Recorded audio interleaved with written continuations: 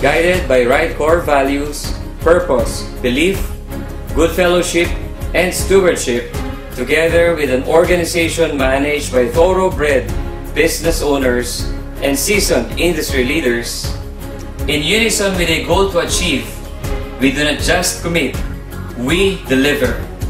We do not just plan, we fulfill. Ladies and gentlemen, this is Royal.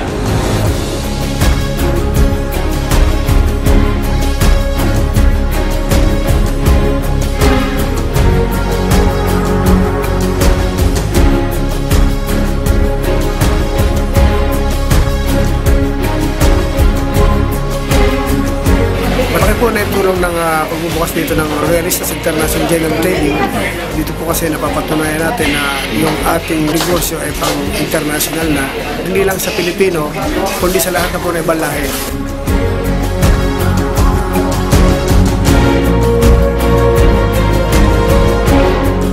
Nang kumita na ho kami dito, yung mga kapatid ko, nag-put up na rin ho kami ng isa pang traditional business na magkakasama pa rin ho kami.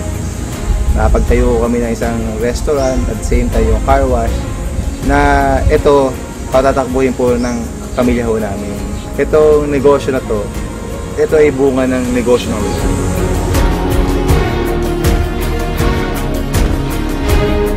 Yung mga kapatid ko na hindi talaga hilig sa negosyo, naturuan ko na rin magnegosyo, gumaganda-ganda na rin yung buhay. Parang naaambunan sila kung ano yung biyaya na nakuha ko sa Royal. Talagang napakasaya pala na ikaw yung nagiging instrumento na through Royal, natulungan mo yung ibang tao.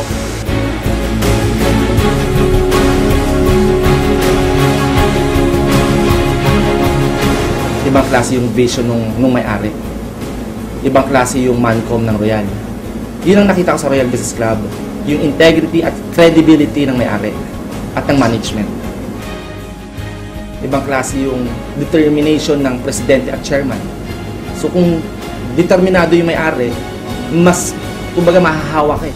This kind of opportunity, especially with the management team that we have, with the heart of the chairman that he has, and the intelligence of our president and the COO, and the ability of our leaders, I am very sure Royal yung solusyon sa mga pangarap.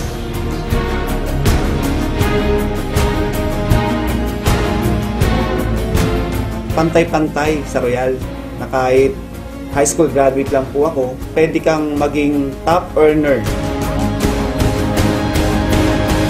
Nagbibigay sila ng equal opportunity sa buong Pilipinas o buong mundo. Kaya nararamdaman namin na kami pala binigyan din ng kahalagahan dito, na kahit nasa Mindanao kami, talagang yung Royal, iniisip pa rin kami. Kaya nagpapasalamat talaga kami na nakita ng Royal yon.